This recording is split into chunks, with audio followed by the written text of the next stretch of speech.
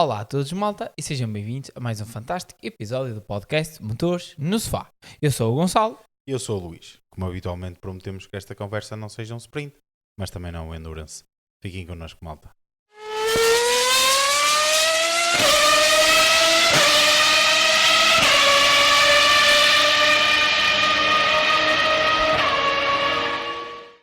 Pois, malta, estamos então de regresso aqui para a análise do Grande Prémio da Grã-Bretanha em Silverstone. Grande Prémio este que a pole position foi conseguida e com uma grande volta por Max Verstappen. No entanto, a vitória acabou por recair para um dos homens da casa, Lando Norris, com Oscar Piastri em segundo e a fechar o pódio. E finalmente Nico Hülkenberg com a Sauber, com o regresso da Sauber, o primeiro pódio para Nico Hülkenberg, e acabar assim o seu inguiço, e também o primeiro pódio da Sauber desde Japão 2012.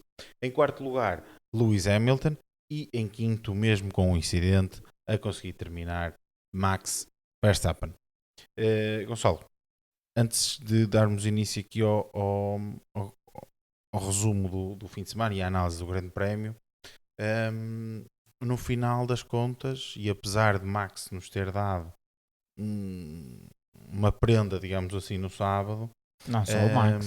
não só o Max, mas uma prenda no sentido de nos ter feito ver uma volta muito boa, no domingo acabou por ser McLaren mais uma vez, não é? O problema no domingo foi mesmo que só foi a McLaren.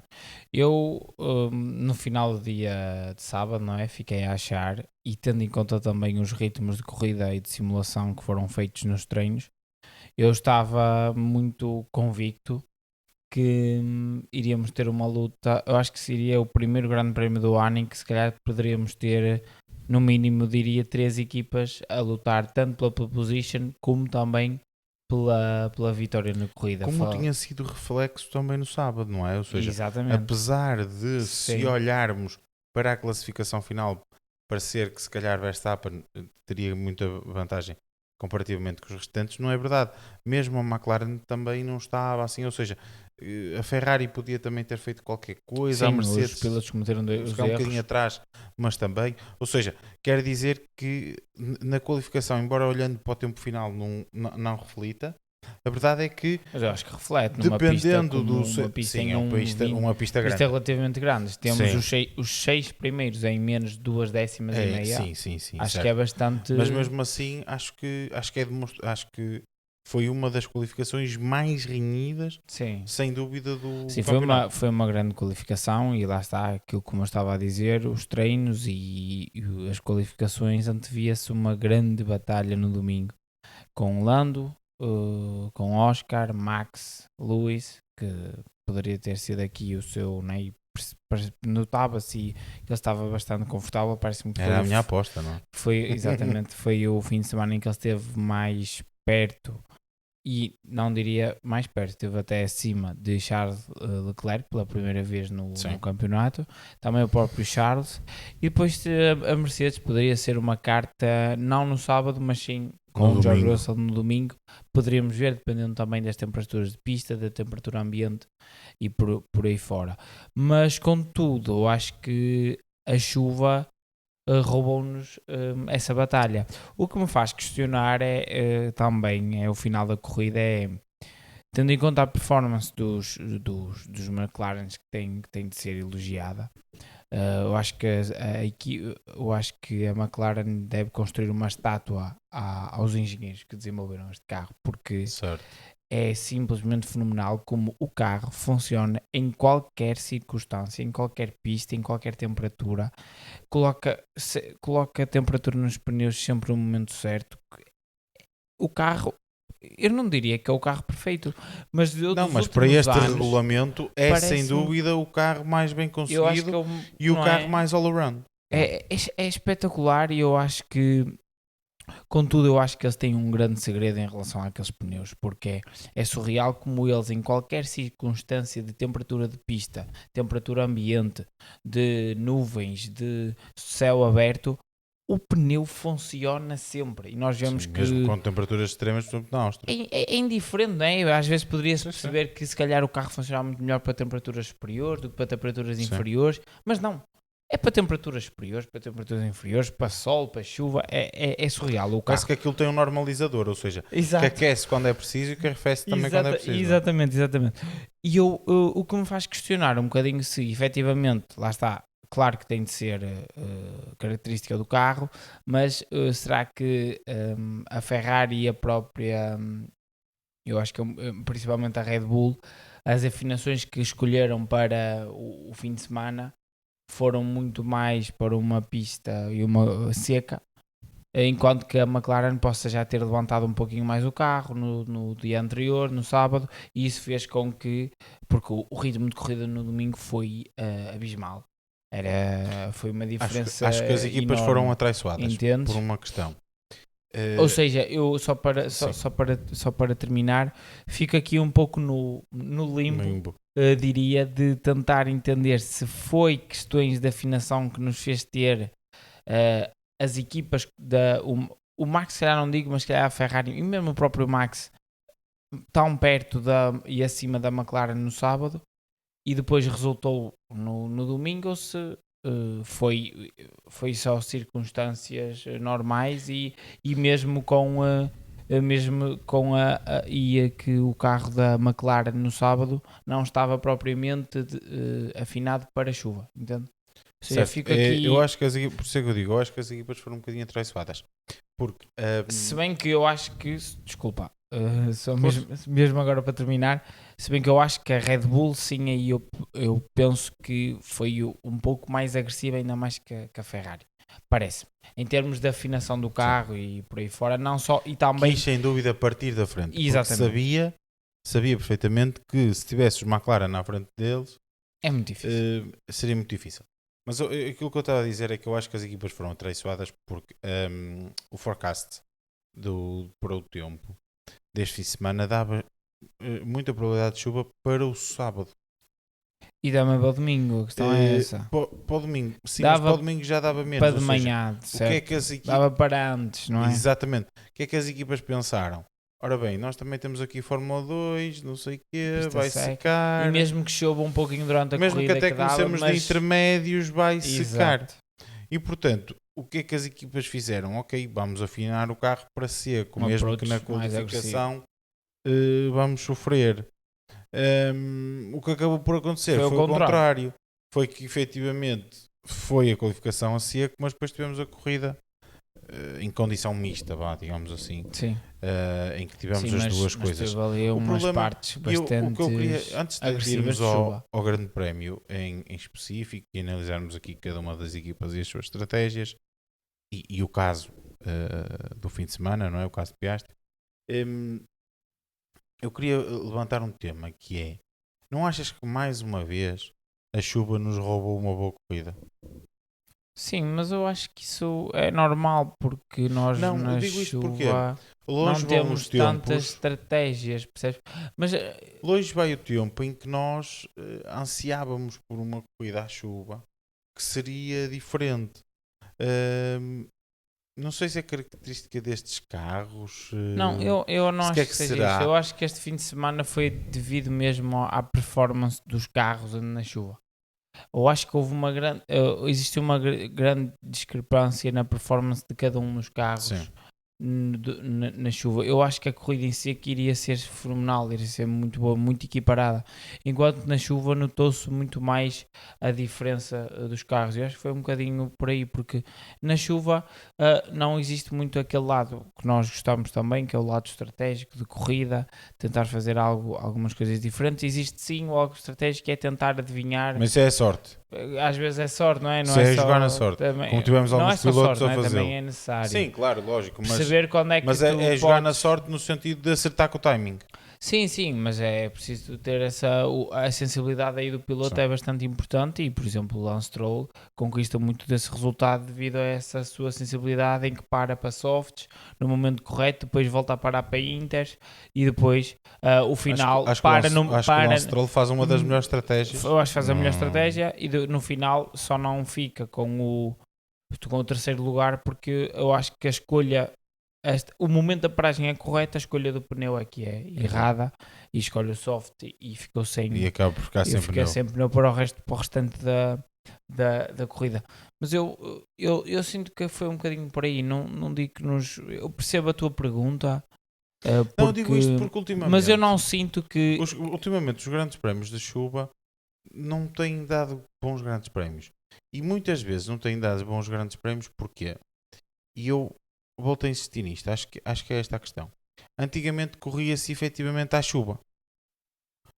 Hoje não se corre... Mas neste momento eu acho que este ano já estamos a reverter um bocadinho melhor, sim. Eu acho que... Mas, e eu percebo porque é que não se corre à chuva e ficou patente neste grande prémio, porque efetivamente houve ali um momento, o acidente do Adjar, ele não via o carro do António. Não se vê nada. E portanto eu percebo o porquê. E até acho que este fim de semana estiveram bastante bem. Havia bastante spray na pista e se fosse até o ano passado era bandeira vermelha sem dúvida alguma. 3, 4 voltas que abrandou. Exatamente. E as coisas que às vezes, muitas vezes o que nós falámos, às vezes uma volta de 20 carros desses Fórmula 1 retiram uma quantidade enorme de água e às vezes não é necessário. Às vezes até é preferível só colocar um safety car, 3 voltas, e não é necessário parar a corrida, depois corta os ritmos. Não, eu acho que aí Rui Marques, mais uma vez, eu acho que ele está a fazer fez um excelente trabalho. Muito bem. E portanto, só para dizer e para terminar o raciocínio, que é, efetivamente eu percebo o porquê e faz todo sentido, a segurança tem que ser em primeiro lugar. Os pilotos não conseguem ver, não faz sentido, mas a verdade é que antes nós corríamos efetivamente à chuva. Hoje nós corremos a secar. E o a secar o que faz é com que, e com a quantidade de água que estes pneus efetivamente levantam. Eu percebo isso, mas acho que este nós vemos uma trajetória a ser criada com rapidez. Mas isso é normal. Claro, porque lá está, nós temos corridas a secar, não temos uma corrida à chuva. Sim, mas também isso é preciso que chova enquanto eles estão a correr. Sim, certo. Isso aconteceu e eles continuaram a correr. Isso é verdade, verdade, mas não sei, eu sinto que cada vez mais... Eu acho que este ano, eu até o ano passado concordo a 100% contigo. Este ano não acho que isso esteja a acontecer. Basicamente as corridas, pronto, têm sido o que têm, porque também penso que existe bastante discrepância nos carros. Isso tem-se notado mais à chuva. Eu penso que é isso. Os carros muito mais equilibrados. Achas? Eu por acaso discordo desse ponto de vista. Repara, nós tivemos carros... E tem o aparecimento dos pilotos que em condições mistas são mais... carros muito diferentes. Capazes. Muito diferentes. Que não conseguiam passar. Por exemplo, tu tiveste um Hamilton que em condições normais passaria Nico Hülkenberg e não passou. Tens, por exemplo, o Charles Leclerc que teve muito tempo atrás do Sainz também não conseguiu passar. Ou seja... Sim, mas eu te dizer que eu penso que no sábado houve equipas... Tens o Russell que também teve dificuldades em passar. Mas eu acho que isso não foi... Isso também tem a ver com o piloto, mas para além disso, eu sinto que isso foi muito approach do dia de sábado. Mas isto é a minha opinião para este fim de semana. Eu acho que na chuva temos visto um aproximar do field. E ficou prova disso aqui. O field fica mais próximo. A verdade é que depois há sempre 2 ou 3 carros, geralmente o McLaren, que se distanciam bastante. Mas isso também é normal, porque o Max pela frente e assim. Dá-se muito bem em condições... Porque o Max é melhor que os outros. Sim, está bem. Acho que é um bocadinho por aí. Certo. Mas bem, não é esse o propósito aqui agora do podcast, mas é avançar para a análise. Vamos começar pela McLaren. Já abordaste aqui o tema do bom funcionamento do carro, digamos assim. Sim, já entrei um pouquinho sobre isso. Não vale a pena falarmos muito sobre o assunto. É o melhor carro, sem dúvida, em qualquer circuito, em qualquer tipo de condições. Acho que, como tem sido habitual, a corrida no decorrer normal teria dado o Piastri à frente mais uma vez. Piastri era porque mais rápido começa. Sim, mas também porque é o que começa à frente. Sim, não é? Claro. Tem acontecido muitas vezes isto. É o que começa à frente dos dois e, portanto, acaba por ser, mesmo que ele não estivesse tão rápido como estava, senti que seria ele que ficaria à frente, mas depois acaba por acontecer a questão do safety car. O primeiro safety car já lhe anula uma vantagem de 13 segundos que ele tinha. Sim. E eu acho que esse é o ponto a destacar. Acho que até ao primeiro safety car o Piastri era o piloto mais rápido. O Piastri estava muito rápido. Depois do segundo safety car, achas que o Piastri era o piloto mais rápido? Eu achei que ele era o piloto mais forte do fim de semana. Porque repara o seguinte, e isto foi o que eu vi depois. Mas é a minha opinião. Já depois da penalização, ou seja, e de Piastri saber que tinha a penalização e, portanto, iria ter que puxar para tentar fazer alguma coisa, o Norris reduz a desvantagem que tinha e chega a estar quase a 1 segundo do Piastri. Portanto, eu senti que com a pista a secar, o Piastri acabou por perder um bocadinho da vantagem, porque se ele tem o ritmo que tinha no início da corrida, e a vantagem que tinha no início da corrida, ele tinha até os 10 segundos, não tinham feito moça. Eu posso concordar com isso, mas eu acho que ele era o piloto no final das contas. Lá está, estamos a falar aqui em SES. E por essa lógica também não podemos esquecer que se não tivesse existido aquele safety car dos 13 segundos, ele tinha uma grande vantagem desde o início da corrida. E tinha gerido, sim, tinha claro, gerido, como é seja, óbvio. Eu acho que no final das contas... Eu digo isto só no sentido de... será que no foi final... o ponto mais forte. Será que no final, se não tivesse havido a penalização... não sei. Tendo em conta que havia os safety cars, como é óbvio. Se não houvesse penalização, não achas que teríamos tido uma batalha pelo primeiro lugar? Uma batalhazita? Não sei. Acho que depois Norris acaba por não atacar mais porque sabe da penalização. E ele também. Acho que um bocadinho por aí. Quando tens 7 segundos de vantagem e tens uma penalização de 10, se calhar tentas forçar, não é? Sim, mas o outro piloto, o teu companheiro de equipa tem um carro igual ao teu, também vai forçar para não te deixar fugir os 10 segundos. Sim, mas repara, aquilo que eu quero... Certo, mas aquilo que eu te quero dizer é... Sabendo que ele tinha de cumprir na boxe e que não eram 10 segundos. Está bem, mas agora isso transformava-se em... Está bem, mas ele também para primeiro. Repara o seguinte. O Piastri, quando vai à boxe e depois o Norris vai à boxe, quando o Norris sai, o Piastri está a 4.8 segundos do Norris. Se o Piastri tinha mantido os 7 segundos de vantagem que tinha, certamente que saia à frente. Porquê? Porque a condição de pista que se verificava naquele momento, quem para primeiro, só o facto de ser uma volta mais cedo, ganha muita vantagem. Eu concordo com isso tudo, mas... E o Piastri sabia, e isso foi falado com o engenheiro, o Piastri sabia que essa era a única hipótese dele. Mas o Piastri, no momento em que recebe uma penalização de 10 segundos, moralmente fica afetado. E eu acho que isso vai afetar a performance dele. Sim, percebe? Não, só estou a dizer isto. Só estou a dizer isto porque acho que... mas são muitos, lá está, em 100 corridas que íamos ter, se calhar íamos ter 100 acontecimentos diferentes. Se calhar ia ser o Norris a fazer um erro no safety car, se calhar era a McLaren que ia errar na box de um dos pilotos, se calhar o Max outra ganhava a corrida. Errou na do Norris, não é? Se calhar o Max na outra ganhava a corrida e não tinha o peão e estava lá no meio, porque também podes pensar nisso. É que não te esqueças que o Norris ganha uma posição, fica em segundo lugar, porque não luta com o Max, ganha-lhe a posição direta. Eu não sei se... Sim, porque a McLaren fez a asneira na box. Percebes? Porque senão ele já lhe tinha ganho a posição, não é? Sim, exatamente, mas são muitos... Ou seja, se o Max ali não tem o claro peão... Que são eu estou a dizer Não, mas o que eu quero dizer é, se o Max não tem o peão, o Norris está atrás do Max. Tá bem, Gonçalo, e nesse momento o Piastri pode ir embora também. Está bem, mas isso tu estás a recuar muito atrás. Eu estou a dizer, aconteceu o último safety car, o segundo safety car. A partir dali é corrida até ao fim. Certo? Sim. Sabemos agora que é corrida até ao fim.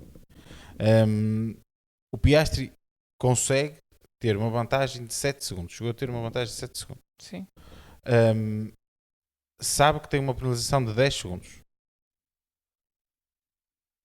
Seria vantajoso para ele conseguir manter essa vantagem de 7 segundos. Sim, mas eu concordo com isso, mas é o que eu te estou a dizer. Eu acho que, tanto ao mesmo tempo que o Norris forçou, como ele também foi uma dualidade. Tanto tenta forçar para manter, como também não acredita que seja possível, porque sabe que tem um companheiro de equipa que é bastante rápido e tem um carro igual ao dele. Existir uma diferença de mais de 10 segundos, mais de 10 segundos entre os dois McLaren, tinha de ser uma grande performance tipo a Lando Norris, como aconteceu na Áustria. E eu acho que o Lando Norris na Áustria teve um fim de semana super. Foi um fim de semana fora do comum. Eu estou a entender o teu raciocínio, mas acho que... quando nós cobramos ao Norris... Mas posso-te dizer... mas eu acho que quando nós cobramos ao Norris, que já o fizemos aqui algumas vezes, calhar pode... em que ele falha, se calhar, em alguns momentos, em que tem que dar um step up, e já também elogiámos aqui o Piastri quando o fez. Acho que acho que faz sentido realçar também isto, ou seja, acho que o Piastri deixou-se absorver Eu sei, mas pela penalização. mesmo assim, eu concordo com isso, mas eu ficava muito surpreendido se ele conseguisse ganhar os 10 segundos em pista. Isso eu ficava, isso aí eu até dizia, ficava surpreendido pela parte negativa do Lando Norris. Sim, mas agora, É nesse sentido mas agora olhando e tendo em conta que efetivamente o facto de parar uma volta mais cedo lhe dá muita vantagem, porque mais uma vez também a McLaren depois falha na box, também ajudou, mas mesmo que isso não tivesse sido, tinha saído ali com 6 segundos de desvantagem, tendo os 7 segundos, provavelmente eu não digo que dava, mas se calhar saía ali mesmo atrás dele e conseguia ter batalhado uma coisa que não conseguiu, não é? Mas sim, admito que possa existir luta. Contudo, acho que no fim de semana em si o Piastri era mais forte. Agora, sim, podia certo. não ganhar. Claro que sim, mas o que eu quero dizer é, eu também acho que ele era mais forte.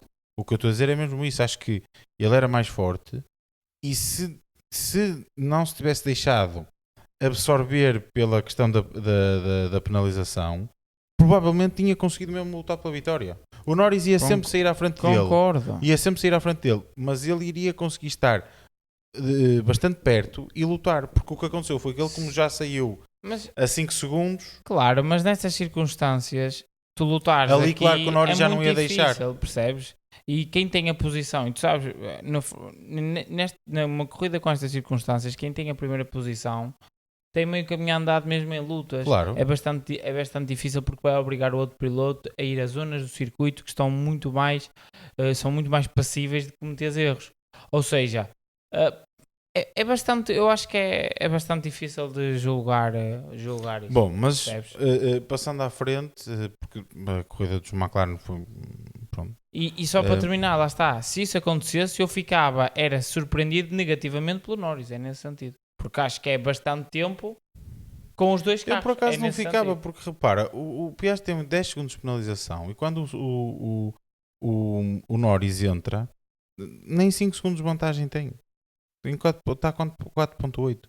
Porque efetivamente o facto de sair mais cedo, de fazer uma volta mais cedo naquelas condições, faz uma diferença absurda.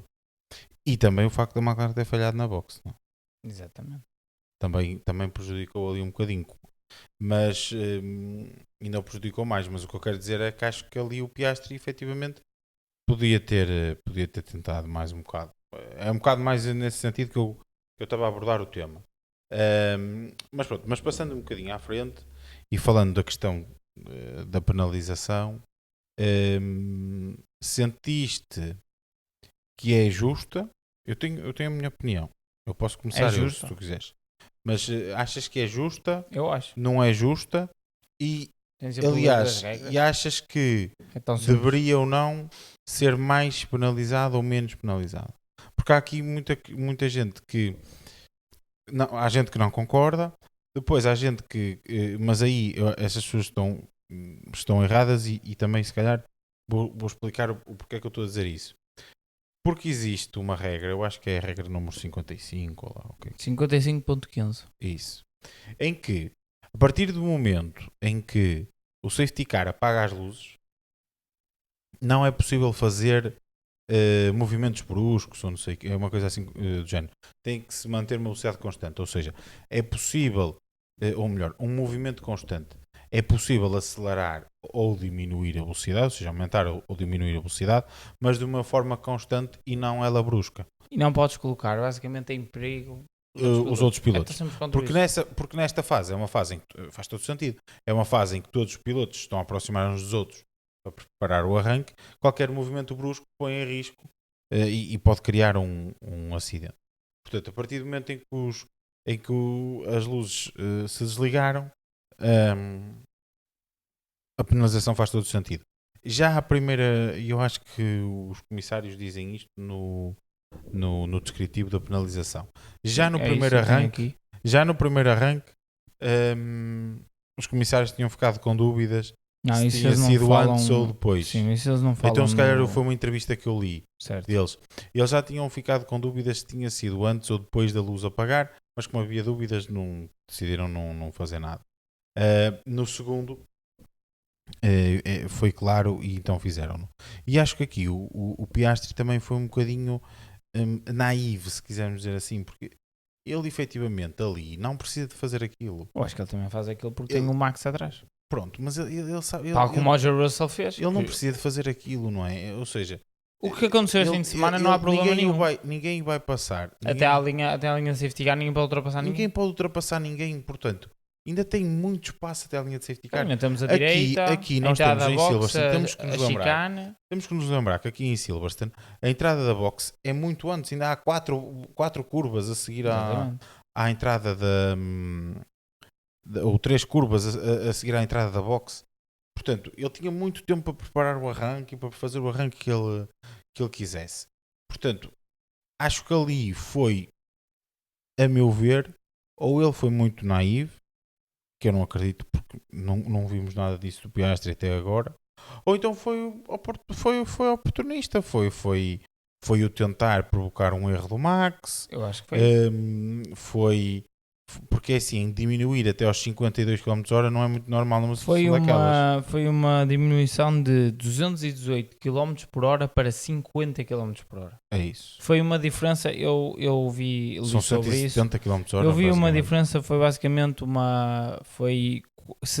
arredondando, foi 59.2 PSI de brake, da pressão nos travões. Para compararmos isto ao que aconteceu com o Russell, apesar de eu achar que o Russell já devia ter sido... Exatamente, concordo contigo. O PSI máximo que atingiu foi 30. Exato. Tivemos o dobro aqui. Exato. E eu já acho que o Russell fez aquilo de propósito. E eu acho que este tipo de manobras sujas, porque isto sem dúvida é uma manobra suja, tanto a do Russell, que foi tentar fazer com que o Max Verstappen fosse penalizado de propósito, e assim ter o ponto de penalização e ter um race ban. O que o Oscar Piastri fez aqui é a mesma coisa, porque Max Verstappen continua com o limite de... Acho que só expira em Spa. Acho que é Spa. Acho que é Spa ou algo assim ou Budapeste. Algo assim do género. É as próximas. Mas depende da quantidade de pontos que ele leva. Sim, se ele levar 2, expira 1. Se ele levar 2, já está. Ou seja, é indiferente. E eu acho que os comissários tiveram muito bem, porque já mesmo ano passado já se via algumas coisas assim bastante agressivas. E este ano tivemos o exemplo do Russell e agora o Piastri basicamente serviu de emenda para todos os pilotos. Certo. É tão simples quanto isto. Eu acho que não há, na minha opinião, não há qualquer coisa a dizer em relação à direção de corrida. Estiveram muito bem e basicamente fizeram disto um exemplo. E assim é que tem de ser. E eu para mim, e é por isso mesmo que eu digo, eu para mim ainda dava mais. Eu para mim era um drive-thru. Porque para mim isto é classificável, e com estes dados que tu deste que eu até nem sabia, para mim isto é classificável como condução errática. Porque numa situação daquelas em que os carros já estão a centímetros uns dos outros, é extremamente perigoso fazer uma manobra destas. No momento em que existe eles estão na... como é que se chama? Em que estão os 3 primeiros e tem... Sim, mas que estão os 3 juntos. Na room, na cooldown room. Na cooldown room. Quando o Piastri comenta a penalização e por aí fora, o próprio Hülkenberg comenta que existiu um pouco de confusão naquele momento. Exato. No pelotão. Ou seja, notou-se que aquela manobra do Piastri colocou em perigo todos os pilotos nas condições em que estávamos. Sim. Ou seja, ele tenta justificar-se que queria dar espaço, mas não faz sentido porque ele tem muito tempo a fazer. E não é isso, Luís. É da forma que o faz. Porque imagina, ele não acelera e depois vai abrandando aos poucos. Ele podia ter acelerado assim e depois, quando está a chegar à direita, né, à direitinha, começar a levantar aí com calma outra vez. E depois até podia acelerar logo e recomeçava a corrida. Em meia dúzia de metros, ele reduz a velocidade, não precisa de fazer aquela travagem. Exatamente. A questão é, ele fez aquilo a propósito. Exatamente. E é por isso que eu queria dizer isto, porque efetivamente começamos a ver aqui algum padrão também no Piastri, que é algo que eu também critico no Max Verstappen. Porque alguns casos, o ano passado, o Max Verstappen com situações semelhantes a esta. Sim. E a mim faz-me extrema confusão Não tão agressivos. Não tão agressivos. Mesmo como o Russell. Como o Russell. Sim, de todo. Nem como o Russell. De todo. Mas isto para dizer... Acho que este ano estas duas chegaram a um limite muito... Isto para contextualizar aquilo que estavas a dizer, mas que o ano passado já se via alguma coisa. Via. Mas... eu acho a tentar tirar partido disso, porque agora também não se pode colocar lado a lado, outra coisa estúpida. Exatamente. O piloto está na liderança tem a maior vantagem possível. Ok que tem mérito por estar na liderança, mas estamos numa corrida. Sim, e a questão é mesmo esta, é que eu vejo, e aquilo que eu queria falar é, e vimos o Piastri com algumas manobras já meio duvidosas, já falamos aqui, principalmente nos arranques.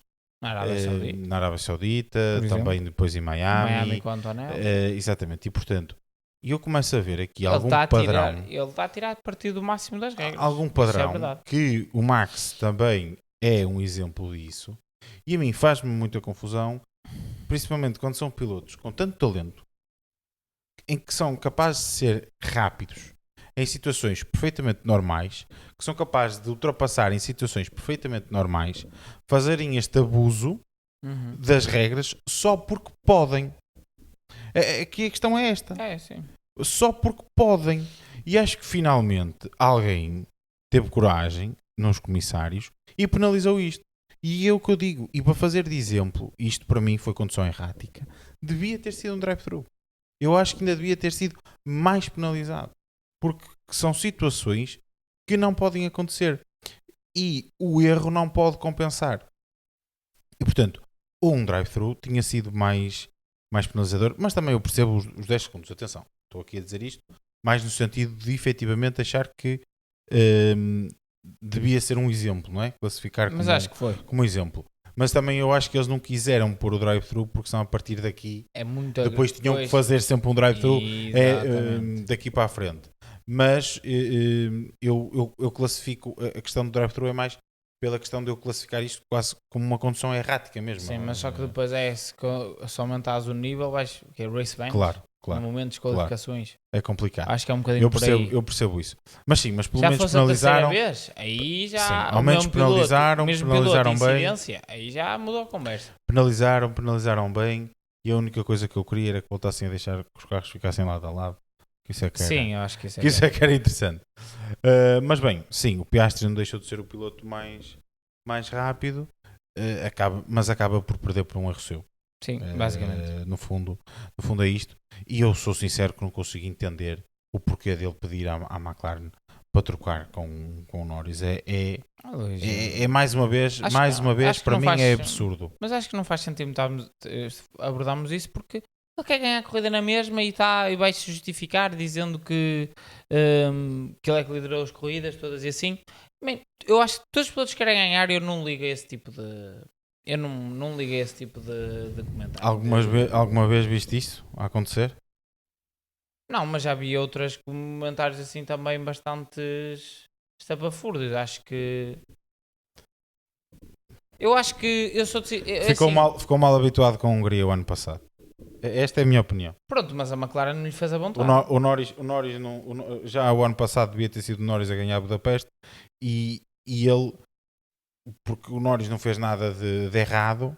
A minha pergunta é: se o Max estivesse em primeiro, ele ia pedir à Red Bull para trocar? Ou seja, não, acho que são. Essa comparação não faz sentido. Não, o que eu quero dizer é: mas a McLaren não lhe cedeu. Claro que não, então... mas eu não estou a dizer isso. Estou a dizer: está bem, Gonçalo, mas nós também temos que olhar um bocadinho, muitas vezes, para a forma como os pilotos abordam determinados temas. Eu sei, mas... Só o facto de tu questionares isso, para mim, já é um absurdo. Eu sei. No meu entender. Sim, no teu entender, porque nós entendemos que ele fez aquilo de propósito, mas ele, no entender dele, acho que não cometeu nenhum erro, entende? Sim, mas para mim... Mas para mim a questão, Gonçalo, é exatamente essa, ou seja, porque eu acredito que ele até possa não ter feito aquilo de forma intencional. Vamos partir desse pressuposto. É por isso que ele pede. É absurdo igual. Pronto. Sim, se tu queres apelar da decisão, da decisão, mantens-te a menos de 10 segundos e depois apelas à decisão e ganhas a corrida. Sim, foi. Não é pedir à tua equipa para trocar com o piloto que está à tua frente que não fez nada de mal. Claro, mas o que eu quero dizer é, se ele acha que não fez nada de mal e a equipa concordasse que ele não fez nada de mal, entendes? É nesse sentido. Ele vai pedir à equipa. Percebes? tens de pôr na posição do piloto no momento. Acho que a questão de eu estou mais rápido, deixa-me passar, é completamente diferente de acho que esta penalização que me foi dada por uma coisa que eu fiz é injusta, deixem-me passar. É uma distância muito grande. Eu também, mas... Uma distância muito grande. Eu também, mas é a tua opinião e é a minha opinião. Ele pode ter outra opinião. E se calhar outra pessoa vai ter outra opinião. São opiniões, percebes? Não podemos estar eu acho que não podemos levar... Não podemos estar a discutir isso. É a mesma coisa que as penalizações. Tu davas um drive-thru.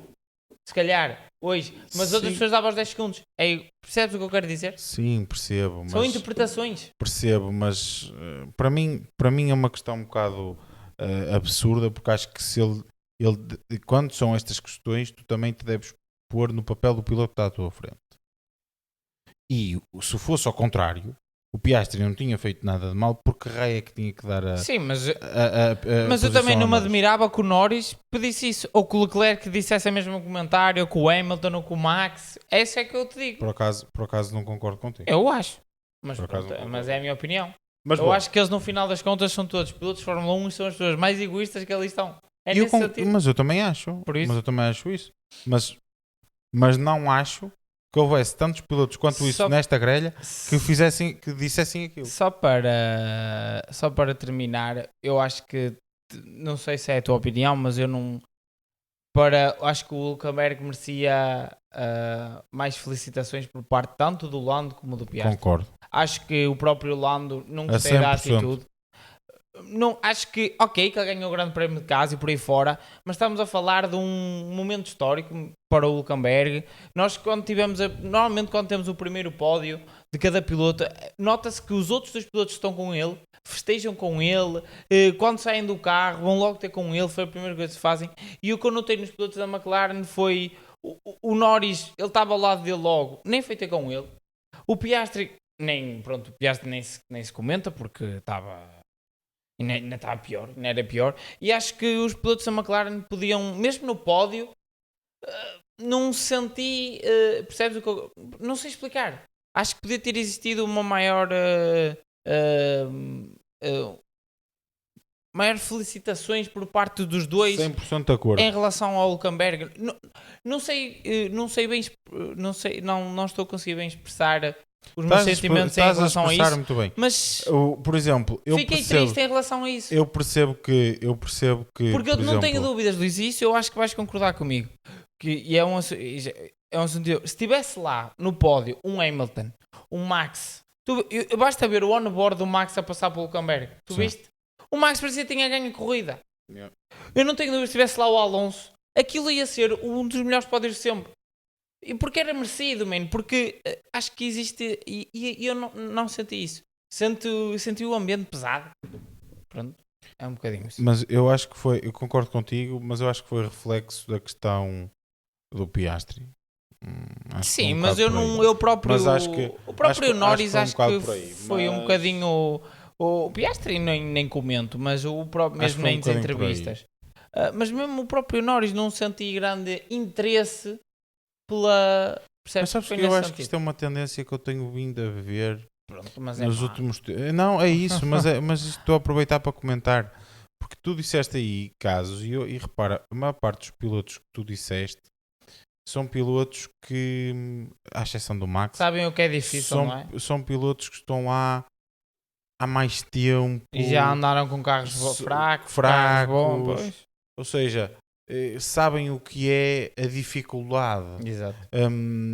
Tu estás a falar de um Piastri que na primeira época que teve logo um carro a lutar, ganhou logo uma sprint. Sim, o próprio Norris teve um carro, quando ele chega a McLaren já era meio pelotão. Ok, com o Hamilton também, mas o Hamilton também já teve carros maus e sabe que é difícil quando tens carros maus. Sim, ou seja, é diferente. Acho que é diferente. Acho que esta nova geração, que esta nova geração está a conseguir, e ainda bem, que as grandes equipas olhem para eles cedo, fruto das academias que têm, e que os promovam cedo. Também têm tido essa sorte, e acho que eles acabam por não ter por não perceber essa dificuldade. Mas concordo contigo a 100%. Acho que o Hülkenberg merecia muito mais no pódio do que acabou por ter, mas acho que tudo aquilo que nós vimos, e até me estou a arrepiar agora um bocado, é tudo aquilo que nós vimos antes da chegada no pódio, mostra que efetivamente, acho que a equipa toda ter estado lá, o Bortoleto ter ido logo lá, surreal. Todos os pilotos terem ido cumprimentá-lo, a festa que o Max fez ainda a passar por ele. O onboard do Max nota-se que é foi lá toda a gente, foi lá o Carlos, foi lá o Leclerc, que eu tenha visto, foi lá o Alonso, foi lá toda a gente.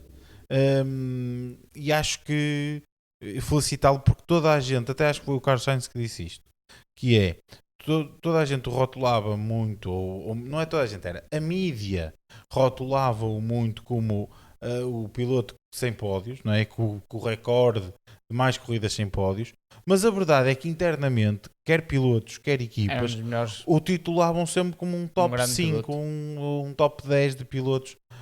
Nós já falámos sobre isso, quem sabe se ele não podemos estar a falar de um multicampeão do mundo. Sem dúvida, mas eu acho que já referi isto no podcast, mas volto a dizer, a escolha para 2014 na Mercedes, ou 2013 na Mercedes, era entre Hamilton e Hülkenberg. Se acaba por ir para lá Hülkenberg, podemos estar aqui a falar de um 7 vezes campeão do mundo. Sim, eu não acredito que o Rosberg ganhasse. Se calhar podia ganhar mais um ou outro, mas eu acho que o Hülkenberg ganhava mais. Exatamente. Podíamos estar a falar de um 4, 5, em 8 6. anos, se calhar ganhava 5. Sim, sem dúvida alguma. E seria totalmente diferente.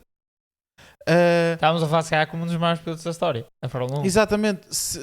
Como uma simples não, mas tem outra questão. Tem o Pérez, quando vai para a McLaren em 2013, certo. Uma das escolhas para a McLaren era o Hülkenberg também. Sim. Acabou por não ir, acabou por ir Sérgio Pérez. Se calhar ainda bem para o Hülkenberg, porque também não tinha corrido muito bem, conforme não correu a Sérgio Pérez. Mas, isto para dizer o quê? E depois acaba por ser o escolhido para a Renault. Pronto, um projeto que, como temos visto até hoje, é o que é o que foi. E acabou por não resultar, ou seja, acabou por nunca ter, porque também vamos ver, o Hülkenberg é mais ou menos da geração, é uma geração em que apanha Hamiltons, Alonsos. Ele surgiu ali um bocadinho. Ainda acaba pilotos um bocadinho mais velhos, como o Massa. Sim. Apanha ali ele é da era do Kubica. Sim, apanha ali o próprio Kubica, ou seja, ele apanha ali o Vettel, apanha o Weber no auge da sua carreira. Ele é da idade, mas ele é da era, da altura do Vettel, em que já temos consolidado o Alonso, já temos consolidado o Hamilton, e depois temos o aparecimento do Vettel, temos o aparecimento do Hülkenberg, o aparecimento do Kubica, e então do próprio Pérez. Mas sim, estou a falar dos que tenham mas isto para dizer que os lugares são limitados e às vezes por uma questão ou de patrocínios, que é outra questão importante. O Hülkenberg nunca foi um piloto que trouxe patrocínios, teve em tempos na Force India um patrocínio da Decra, mas que não era muito relevante. Estava lá pelo talento. Exatamente, ou seja, ele estava lá porque era bom. E isso muitas vezes nós sabemos perfeitamente que o Pérez trazendo 30 milhões e o Hülkenberg trazendo 1 ou 2, claro, até o céu, não é? A escolha às vezes acaba quando os talentos são semelhantes e eles tiveram os dois na Force India, um contra o outro, e foram das melhores duplas de pilotos que eu já vi. E a Force India fez 4º lugar no campeonato numa altura em que era a equipa com menos budget. E numa altura em que não havia budget. Foi na altura em que eles eram os indianos, eram os donos era o Vijay Mallya. Exatamente. E portanto a Sahara Force India. Acho que finalmente era assim o nome. Acho que finalmente o Hülkenberg teve aquilo que mereceu.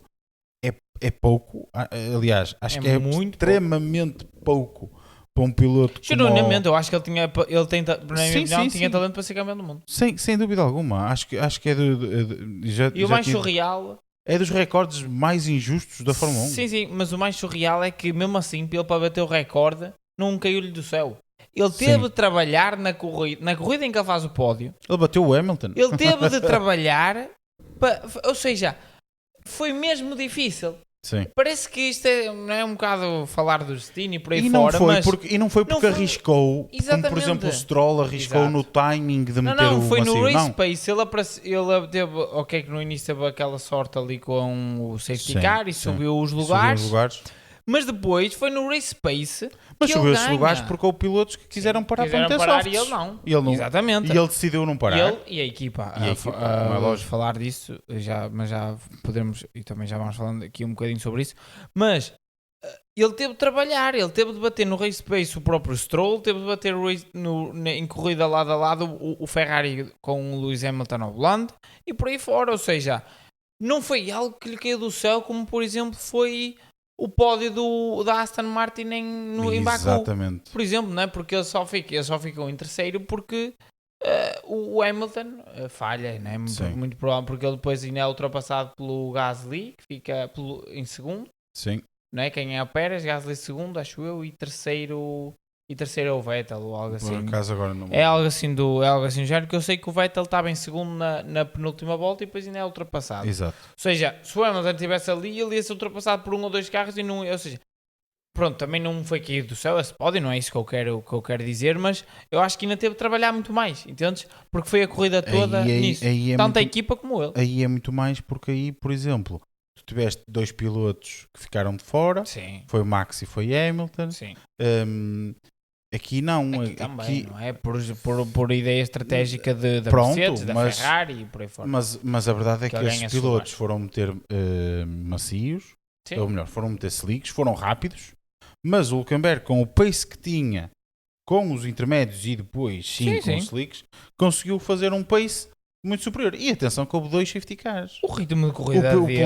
O pelotão juntou-se 2 vezes. Luís, mas é só para... Tenho aqui os dados. Nós temos o Piastri, foi a fazer, por exemplo, temos aqui... Eu não tenho aqui os dados do Lando, mas por exemplo, Piastri 1.39.7, Hamilton 1.46, Hülkenberg 1.48, Russell 1.48, depois vem o Alonso com 1.41.1, o Verstappen 1.41.1, Berman 1.41.2, ou seja, o Hülkenberg foi o terceiro carro mais rápido em pista.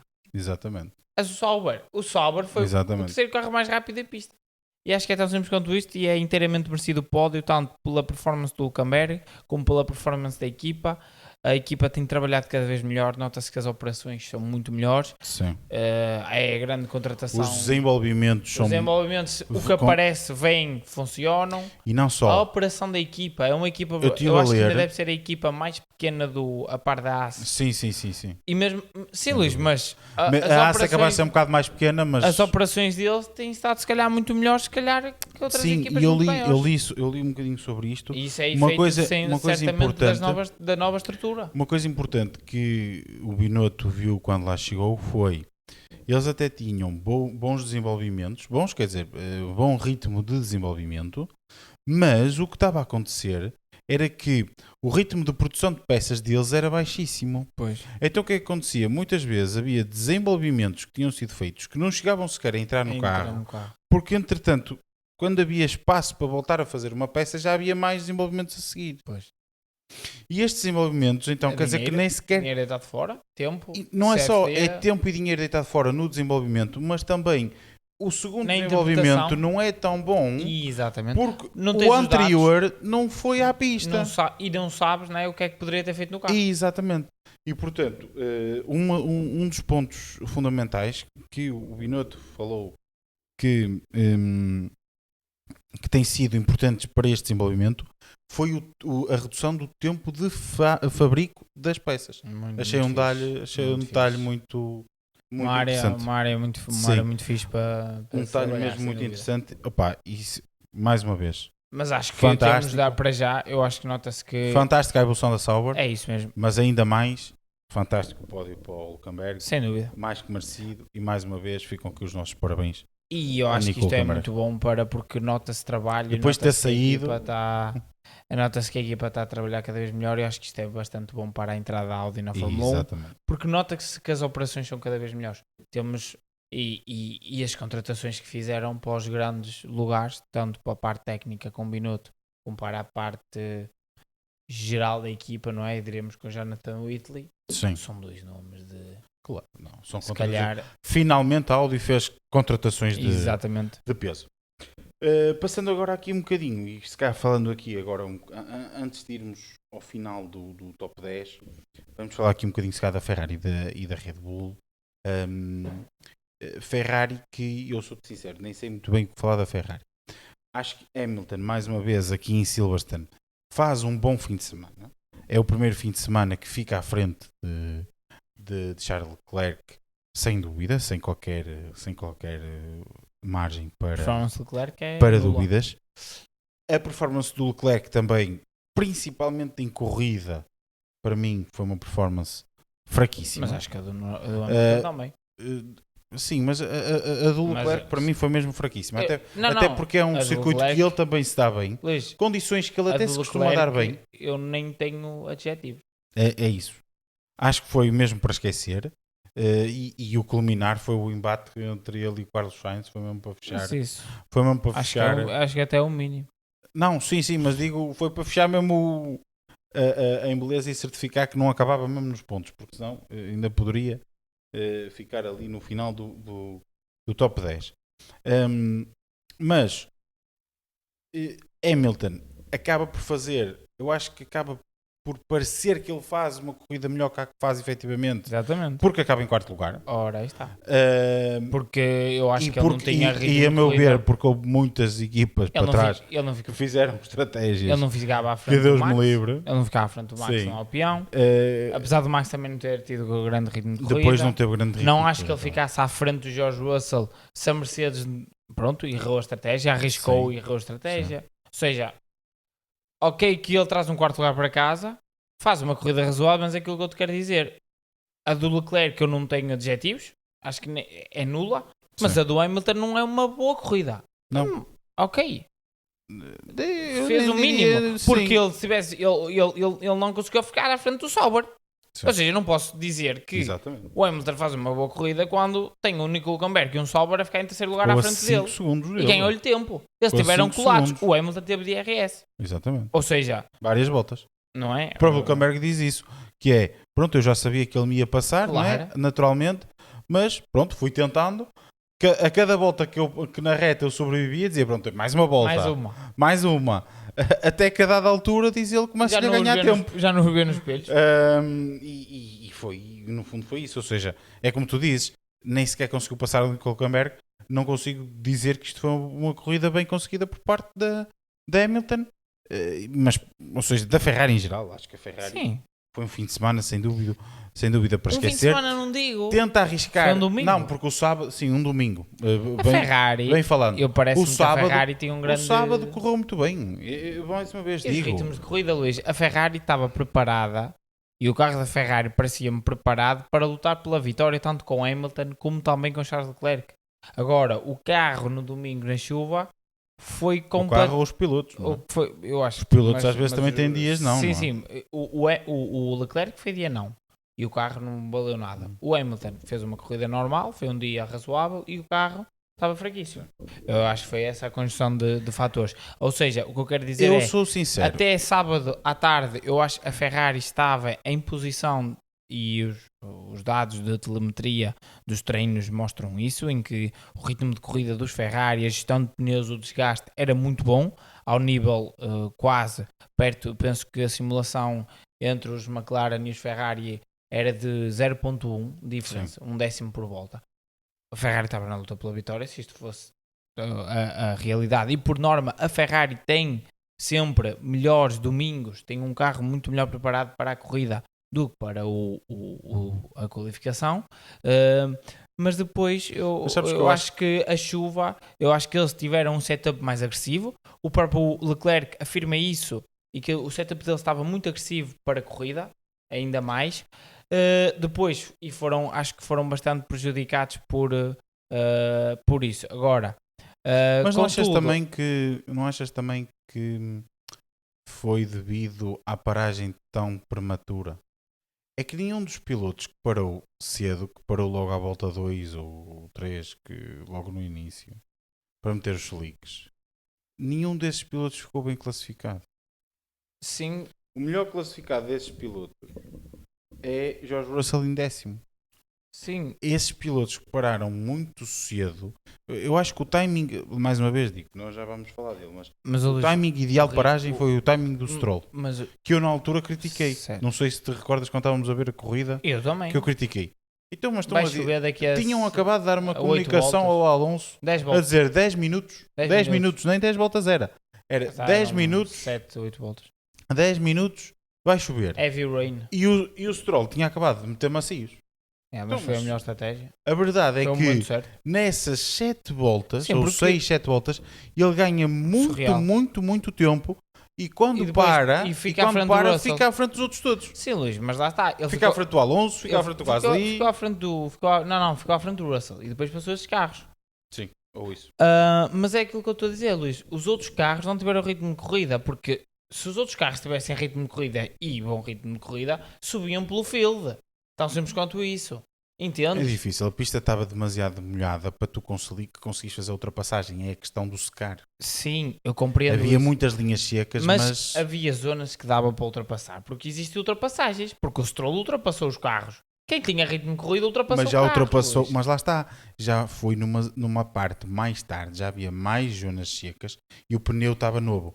Enquanto que nessa altura, quem tinha slick Luís, já o tinha desgastado. Eu concordo com isso tudo, mas se eu for E muito... depois a própria escolha, porque, por exemplo, a Mercedes insistiu por 2 vezes em meter duros E é diferente. em Russell, não é? Eu concordo Mas já com vamos isso. à Mercedes. Concordo com isso tudo, mas o Leclerc, se tivesse ritmo de corrida, não tinha ficado atrás sempre do Sainz, do Sim, Albon. sim, concordo contigo. É tão simples quanto Sim, isso. sim. A Ferrari, o domingo, foi para esquecer. Resta saber se foi só questões de afinação e se isso foi assim, foram traídos um pouquinho pelo tempo, ou então os radares que utilizam se calhar não são os melhores, e acho que têm de pedir, todas as equipas têm de pedir à McLaren. O radar é o mesmo para todos. Têm de, É o sim, radar mas da FIA. as interpretações são diferentes de cada um. Ou seja, têm de ir contratar os engenheiros, os meteorologistas da McLaren. Se foi questões de afinação do carro e performance de pilotos, eu acho que... Eu diria para ir buscar o da Aston Martin, que até foi o mais certo. Sim. Sim, mas eu estou a falar em questão dos engenheiros afinarem os carros Isso é para as condições conhecimento de da corrida. zona, se calhar, também, não é? Exatamente, mas eu acho que, lá está, eu continuo a bater naquele momento em que eu acho que, principalmente a Ferrari e a própria Red Bull, tiveram approaches muito mais agressivos. Sim. Que foram prejudicados com a chuva. Sabemos que com a chuva temos de subir o carro. Sim, concordo. E leva-me àquela dúvida. A Ferrari estava próxima na luta pela pole position e na luta no ritmo de corrida já na sexta-feira e no sábado de manhã nos treinos livres, porque a McLaren estava com um approach já mais para a chuva. Resta essa dúvida. Resta saber. Não Faz sentido. Aí é a minha questão. Então, não é? Percebes? Não sabemos. Só estamos lá dentro das equipes. Não sabemos. Mas sim, mas da Ferrari... Mas do que vimos, podemos assumir que até ao sábado à noite a Ferrari estava na luta pela vitória. Sim. Mas depois... Avançando aqui para a Red Bull, é assim, a única coisa, a meu ver, a falar da Red Bull é a volta ao sábado de Max Verstappen. E não é só, eu acho que é a forma como eles também dão a volta ao carro. Sim, mas falando da corrida em si, para mim da corrida em si, o que há a destacar é o sábado do Verstappen. O domingo estava a ser, a meu ver, também ele muito bom por parte de Max Verstappen. Ele estava a dar tudo. Exatamente, estava a dar aquilo que conseguia, estava a fazer o que conseguia. E o carro estava afinado da forma, notava-se que... Notava-se perfeitamente a forma como ele saía de Mega Beckett, sempre de lado. E mesmo assim o Piastri não ultrapassava. Sempre de lado, é demonstrativo, é claro, é uma clara demonstração disso. Mesmo assim, estava a dar tudo. E nas condições em que estavam, com o pouco apoio que ele tinha, não era fácil de conduzir aquele carro. Difícil. Era muito difícil. Mesmo assim, acho que estava a fazer uma corrida muito boa. O resultado que acaba por acontecer, o peão que acaba por acontecer, é fruto, efetivamente, da pouca carga que ele tem. Exatamente. E é uma saída, é uma corrida em apoio, é uma saída não tem apoio, ou tem menos apoio que os carros que estão muito menos apoio. ao lado dele, e acaba por, e ele a tentar competir com o ritmo deles, acaba por perder ali o controle do carro. Acho que nada a dizer, acontece a toda a gente, nada a dizer.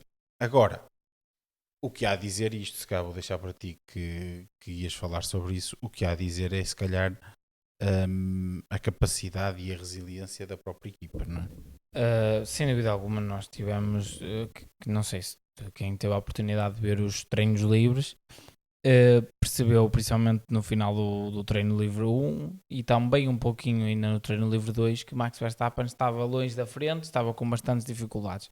E a Red Bull, de sexta para sábado, resolve utilizar uma asa e alterar a carga aerodinâmica do carro, utilizando uma asa spec de Monza e Spa, ou seja, com muito pouca carga aerodinâmica, e sendo então um carro que iria ser bastante forte na corrida a seco, porque iria ser muito difícil de ultrapassar nas retas. E depois temos essa demonstração no sábado, na qualificação, em que Max Verstappen coloca uma volta fenomenal, em que até mesmo nas zonas onde supostamente ele deveria perder tempo, que era nas zonas de maior carga aerodinâmica, em Maggots, Beckett's, em Copse, ele mesmo assim estava equiparado ao McLaren. E isto eu acho que tem de ser de notório e de elogiar esta capacidade do piloto de, com um carro em Silverstone, com muito menor carga aerodinâmica que os seus rivais, consegue, não é estar ao nível, é ser superior. Sim, a questão é essa. Eu acho que ele veio, superior. Veio ajudar no equilíbrio do carro. Sim, Luís, mas... E acho que é importante mostrar isto. A questão a capacidade... Não, mas deixa-me só dizer isto, que é eu nunca a capacidade da Red Bull ter conseguido encontrar uma solução para a interpretação deles, para não é? conseguir Exatamente. encontrar um equilíbrio para o carro, mesmo que isso significasse ter menos carga aerodinâmica. E depois, claro, isto aliado ao facto de ter um piloto que consegue depois controlar o carro, que se calhar ficou mais difícil, de certeza que ficou mais difícil de conduzir, naquela pista, mas ficou mais rápido. Exatamente. E portanto, é por isso que a combinação ou o binómio Max Verstappen e Red Bull tem funcionado tão bem, ou seja, a Red Bull tem sido capaz de encontrar soluções que permitam o carro ser mais rápido. Fora da caixa, não é? Eu acho que isso é que fascina. E depois deixar para o Max a parte do tentar equilibrar o carro, ele próprio com a sua condução, tentar se calhar tornar um carro que é mais difícil de conduzir, conseguir conduzi-lo, domar a fera, digamos assim. Exatamente. E aproveitar o facto de ele estar por isso mais rápido. Acho que tem sido...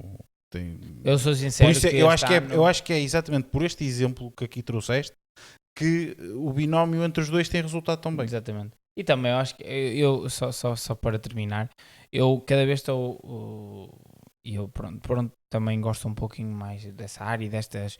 Fico fascinado como é possível os engenheiros da Red Bull, fim de semana após fim de semana, o carro apresentando diferentes problemas, eles conseguirem encontrar soluções fora da caixa para colocar o carro ao nível em que o piloto consiga extrair o máximo e colocar-se acima do melhor carro do pelotão. Acho que isto é a Fórmula 1.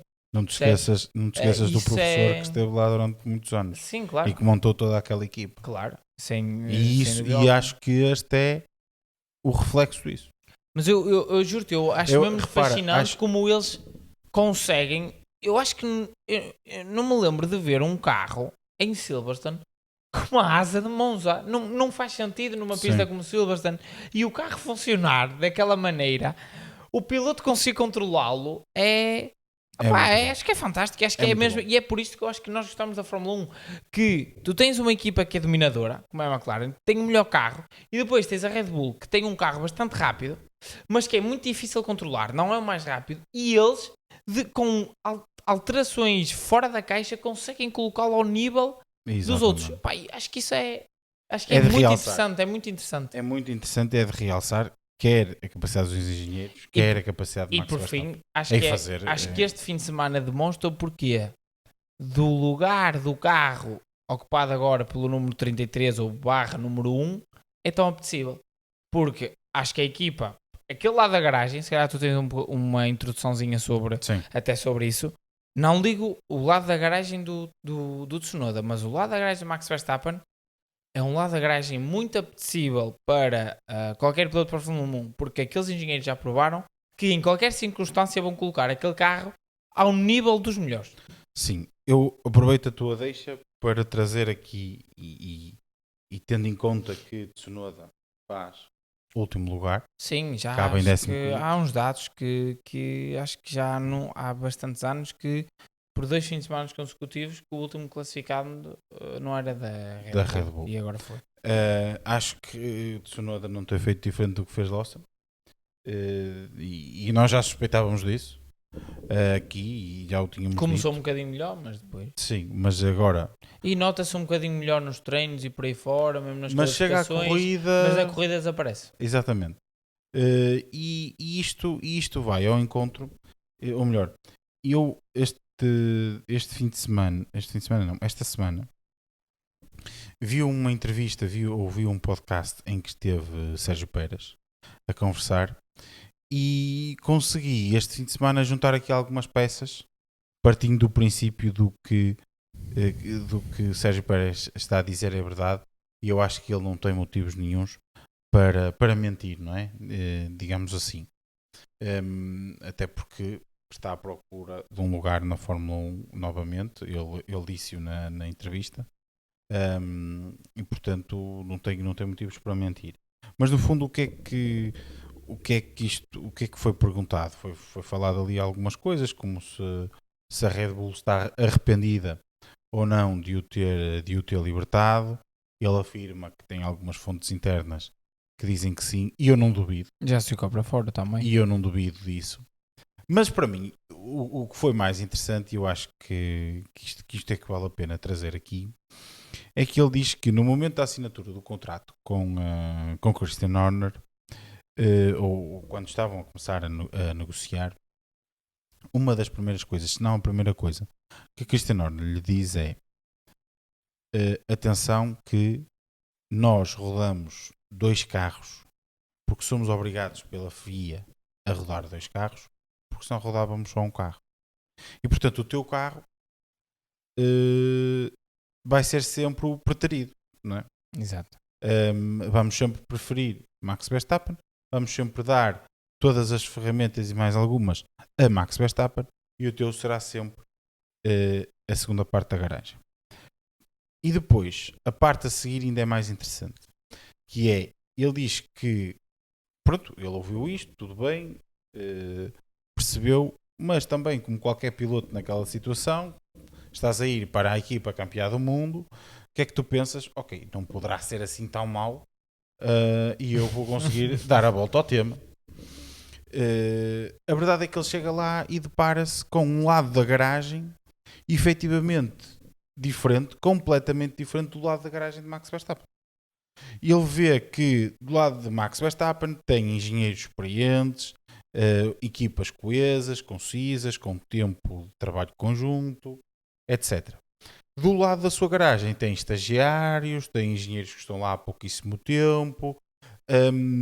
No fundo, ele dá a entender e mostra que o segundo carro da Red Bull é o carro experimental. É uma base. É um trainee. É um trainee, exatamente. É um trainee para quem for melhor salta para a garagem. Os bons vão para a garagem ao lado ou então vão assumir outras funções dentro da fábrica, também elas com mais relevo. Exatamente. E isto faz todo o sentido, porque nós temos visto que ao longo do regulamento, não é? Ao longo do regulamento, à medida que o conhecimento do regulamento aumenta, o segundo carro da Red Bull desce. Exatamente. Ou seja, num momento inicial em que o carro é igual para dois, é novidade para todos. Porque o carro foi desenhado pela equipa de engenheiros e foi entregue aos dois, e depois a partir daqui é que começa a haver o desenvolvimento. A partir daqui é que começa a haver o encontrar de soluções como esta solução de Silverstone. Exatamente.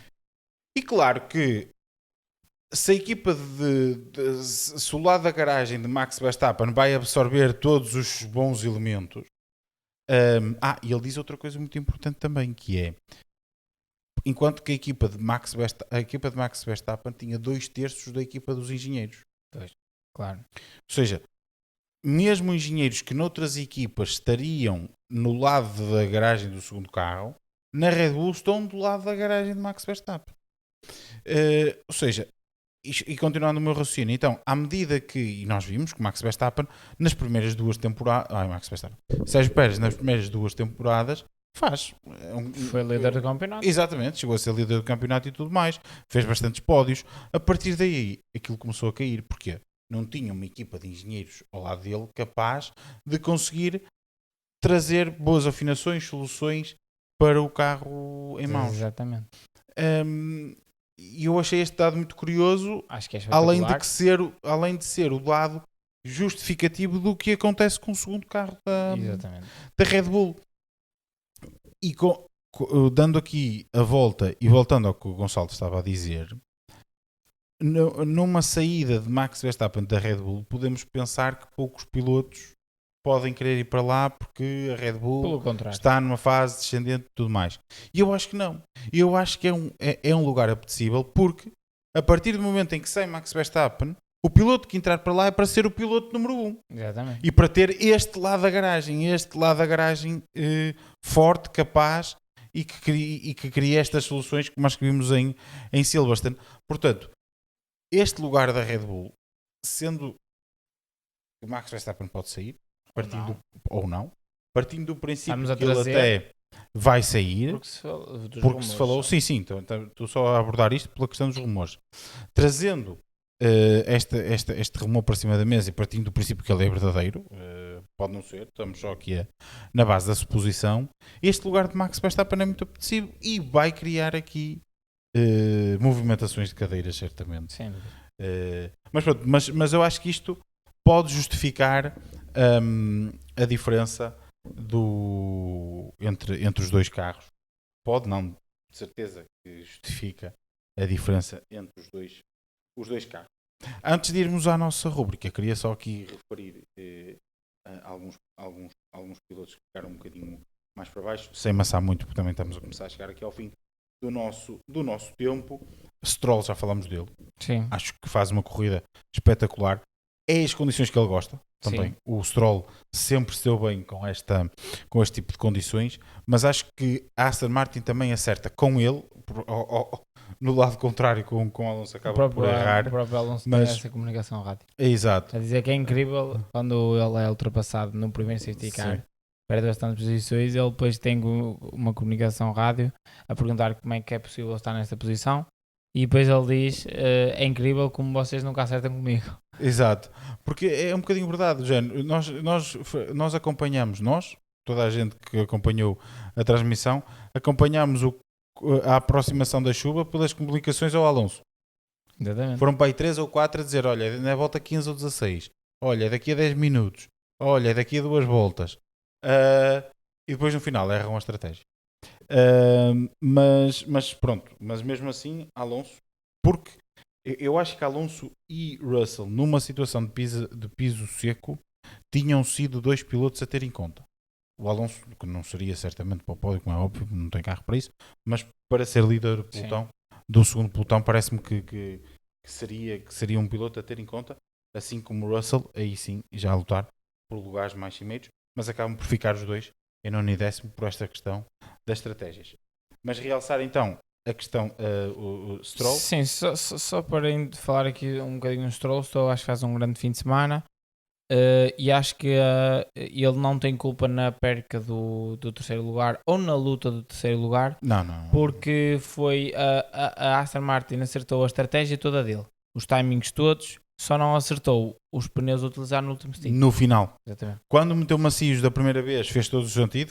No final era médio. O certo. No final tinha que foi ser isso médio. que o fez perder tanto tempo e não conseguiu lutar com o Hamilton e o Sauber. Também fico com essa ideia, porque ele efetivamente depois acaba por perder, quer para Hamilton, quer para Verstappen, quer para Gasly. Sim, na última volta. E o Gasly acho que... E aproveitar exatamente para pegar e dizer que o próprio Gasly acho que faz um carro, o Colapinto tem um problema na garagem porque ele entra nas boxes tal como o Leclerc, como o Russell na volta de aquecimento e a caixa de velocidades morreu e ele ficou ali. Depois Gasly mais uma vez consegue levar o Alpine a lugares que não... à Q3 e depois faz uma grande corrida, nem se deu muito por ele, mas sempre lá continuou com um bom ritmo de corrida. Lá está, Gasly acho que é um bom piloto de Fórmula 1, não é para ser se calhar por lutar por campeonatos do mundo, poderá ser um piloto tal como aconteceu com o Sérgio Pérez, que daqui a 3, 4, 5 anos, não digo isso, surge mas uma vaga numa equipa, se surgir uma vaga de alto, seja aquela... Para um piloto mais... Exatamente. Mais segundo piloto. Mais segundo piloto, estejamos todos aqui a torcer, como estávamos, acho eu, todos na altura em que tem de ser o Pérez aí para o lugar da Red Bull. Acho que o Gasly parece que está a tomar esse lugar do Pérez. Sim, concordo contigo. E também acaba por fazer um 6º lugar, um excelente resultado também para Gasly. Albon acaba por fazer uma corrida, assim como a corrida do Carlos Sainz também estava a ser, uma corrida normalíssima. E acaba por ficar aqui em 8º por erros, diria eu, no meu ver. Mas acho que não tiveram tanto ritmo de corrida. É essa mesma questão que eu quero dizer. Ou seja, os Williams, sim, Williams acabam por ficar aqui só outro. Por... Exatamente. Ele acaba por ficar aqui em 8º só mesmo por consequência de más estratégias de outros pilotos. Certo. Nomeadamente Alonso e Russell, que acabam atrás dele em 9º e 10º. E também, a meu ver, quer Ocon, quer Berman, estavam mais rápidos, mas decidiram engalfinhar-se e depois... Mas eu acho que os Haas andaram mais tempo fora de pista que dentro de pista. É isso. Decidiram engalfinhar-se e por isso é que acabam por ficar mais atrás, porque senão eu acho que poderiam ter ficado mais bastante surpreendente esta alteração aqui nos Williams. Sim. Parece-me que foram a única equipa que... É sim, a única justificação que eu vejo, não sei, porque aqui, pela performance que as boas tiveram em Miami, tiveram no Bahrein, tiveram... Mas também a chuva não ajudou. Acho que, sim, eu percebo isso, mas mesmo na qualificação e tudo, ok, está bom ritmo, o Sainz vai a Q3. Mas eu acho que nós já estamos a ver na Williams aquilo que nós tínhamos falado. Acabou o desenvolvimento. Pois é isso. E foi usufruir do carro enquanto funcionou. Fazer pontos. E agora é ir para o outro lado. Mas a continuar assim, acho que vão ter bastantes... E atenção, esperemos que seja isso. Sim. Porque se eles ainda continuam a desenvolver este carro... Não me parece. Supostamente os últimos upgrades que eles trouxeram, acho que foi na Catalunha. Sim, acho que agora só de circuito. É só specs. Agora, mas tendo em conta o surgimento da Aston, o surgimento da própria Sauber, os pontos que a Gasly consegue sempre amealhar de forma surpreendente. Sim. Acho que a Williams não vai chegar para manter aquela posição tal como a Haas, que eu acho que a Haas é outra equipa como a Williams que parece-me que o desenvolvimento já acabou. Sim. E estão a olhar, acho que vão ter menos dinheiro a receber no final da temporada. E parece-me que são as duas equipas, é um trade-off e mais tempo de desenvolvimento, não é, de CFT. É um trade-off. Veremos o que é que isso irá causar, mas um pouquinho desiludido com o que estas duas equipas estão agora a fazer nesta segundo quarto da temporada. Porque estamos agora a chegar ao meio, ainda não chegámos aqui neste segundo quarto. São as duas equipas que para mim estão-me a deixar pouco vamos mais ver o que é que... no lado negativo. Exato, o que é que vai trazer os próximos tempos. Mas bem, Gonçalo, antes de terminarmos, vamos aqui à nossa rúbrica e às nossas apostas. Sim, na rúbrica. Começando pela rúbrica surpresa, confirmação e desilusão. Também já falámos sobre tudo. Exato. Portanto, a surpresa, como é óbvio, tem de ser. Nico tem sido a nossa confirmação e foi a nossa confirmação, mas um terceiro lugar. Não, eu coloco na surpresa. É diferente. Terceiro lugar. Se tivesse ficado em quinto, sexto, ok. Sim. Agora um terceiro lugar no país é surreal. É aqui para realçar também a excelente performance de Nico Hülkenberg. Depois, como confirmação, eu acabo por colocar aqui Max Verstappen. Eu tenho a Red Bull, a box, não é? O lado da garagem, por aquilo que nós falámos. Eu acabo por colocar Max mais pela questão da volta de sábado, que acho que é uma volta brutal, e tu acabas por colocar mais pela questão da equipa, o trabalho que eles desenvolveram até o dia de sábado, foi mais por aí. Exatamente. E depois, como desilusão... Dar um pouquinho aqui de amor aos engenheiros. Exato. Sem eles a Fórmula 1 não existia. Também não existia. Como desilusão... Mas chega a desenvolver carros, não é preciso colocar robôs a conduzi-los. Exato, é isso mesmo. Como desilusão, eu acabo por pôr Charles Leclerc, que acho que foi um domingo. Pelo domingo, porque acho que foi um domingo... desastroso. Não tem qualificação. Para Leclerc foi um domingo desastroso. Foi a pior corrida que eu vi o Leclerc fazer. E eu tenho a desilusão à Ferrari. Acho que mais pelo domingo. Parecia mais. Parecia que ia ser mais. É isso. Mas lá está, muitas incógnitas. Nós já falámos sobre isso. Muitas incógnitas. Foi afinação, foi não sei. Sim, temos que esperar para os próximos circuitos. Veremos o que é que irá trazer a nova suspensão. E agora, avançando aqui para as nossas apostas, antes de irmos então embora, eu acabo por sair daqui com mais 3 pontinhos. Exato. Acabo por acertar aqui Lando Norris a vencer. Não acerto mais nada, porque eu tentei apostar aqui no Hamilton, mas achei-me furada. Tu apostaste no Piastri e por pouco não... E na pole também. E na pole também, é? Exatamente. Portanto, por pouco não acertavas aqui isto.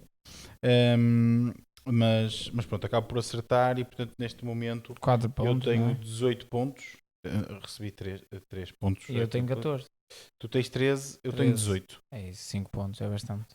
Ainda falta muito campeonato até ao fim. Vamos então às apostas para Spa. Vamos lá. E temos que pensar aqui um bocadinho. Eu já tenho pole position e vitória. Então, diz-me. Max. O Red Bull vai voar ali, eu acho. Também estou com essa pesada. Eu acho que aqui vou arriscar, claro que lá está o McLaren, como nota-se que é um carro muito bem desenvolvido, com um grande downforce, irá permitir que utilize asas bastante, né, o máximo com o menor drag possível e mesmo assim irá ter grandes prestações nos momentos, né, nos setores mais sinuosos. Sim. Mas eu vou arriscar em surpresa e teremos algo género Canadá. Acho que a McLaren poderá ter aqui alguma dificuldade e lá é o que eu estou a dizer, Max, pole e vitória. Vou arriscar num comeback da Ferrari e vou apostar nos 2 pilotos no pódio. Ok. Não, desculpa. Vou apostar em segundo lugar Charles Leclerc e terceiro lugar estou indeciso em qual dos 2 pilotos da McLaren colocar, mas o Norris está-se muito bem nesta pista. Vou pôr Lando Norris em terceiro. Vou assim, Max, Leclerc, Lando. Vou tentar aqui o overcome, algo ridículo, eu sei, mas olha, veremos. Eu estou contigo. Acho que o Max vai ter aqui só não arrisco nos 2 Ferrari porque acho que também é demasia. Sim, acho que o Max vai ter aqui uma palavra a dizer, mas acho que a Mercedes vai ter uma palavra a dizer. Também me passou pela cabeça. O ano passado fizeram aqui primeiro e segundo. Também aliás, Russell passou a meta em primeiro, mas depois foi desclassificado e Hamilton acaba por herdar mas a vitória. Estou um pouquinho desacreditado neles. Porquê é que diz isso? Olha que Canadá... Sim, porque sinto que apesar de tudo a equipa... acho que é das 4 da frente é que menos está afincadamente a trabalhar ainda bastante. É mais nesse sentido. Não é porque eu acho porque passou-me na cabeça. Percebo. Porque eu também me lembrei disso. Mas eu vou colocar Max a vencer exatamente como... E pole position? A vencer não, a fazer a pole position. Ok. A vencer vou colocar Russell. Ok. Bom, lá está, uma boa... Em segundo lugar vou colocar Lando Norris, porque eu acredito que ele vai fazer aqui uma boa prestação. Pois, ele costuma dar-se bem aqui. Único e simplesmente por questões históricas. Pois é isso. Costuma dar-se bem. É como eu também coloco em terceiro porque eu acho que ele... E pronto, e é difícil não colocar uma McLaren no pódio, não é? Sempre estúpido não e fazer, Max, não é? Em terceiro lugar. Ok. Aqui um bocadinho para tentar fazer um misto, não é? Porque eu acredito mesmo que a Mercedes pode aparecer na qualificação e não aparecer na corrida. Eu não sei, estou aqui a arriscar em aparecer na corrida. E, portanto, ponho Max a fazer a pole position, Russell a vencer, Lando em segundo e Max em terceiro. E o Gonçalo põe Max a fazer a pole position e a vencer, com Charles Leclerc em segundo e Lando Norris em terceiro. E bem, malta, acabamos por chegar aqui ao fim de mais uma boa conversa. Sem dúvida. Mais uma boa análise aqui ao Grande Prémio da Grã-Bretanha. Agora teremos uma semaninha de pausa, não é? Uma ou duas, exatamente, porque agora é só dia 25 e 27 de julho. Semanas. Acho que temos aqui 2 semaninhas de pausa, só daqui a 3 semanas é que teremos outra vez. Mas não é pausa de verão ainda, malta. Exatamente. A pausa de verão só vem depois, porque vamos ter Double Header, temos Spa e Hungria, e aí sim temos a pausa de verão. Exatamente. Se bem que esta pausa aqui já é um bocadinho pausa de verão. Sim, mas depois temos Spa e Hungria seguidos. E um mês. E aí sim teremos um mês de mês de agosto. De pausa. Bem, malta, nós, se não retornarmos mais cedo, certamente estaremos aqui com a análise ao Grande Prémio Sem dúvida. De Spa, um Grande Prémio ele também histórico. Sem dúvida. E mais uma pista espetacular aqui no Campeonato do Mundo. E por isso, malta, tenham uma boa semana. Boa semana, malta.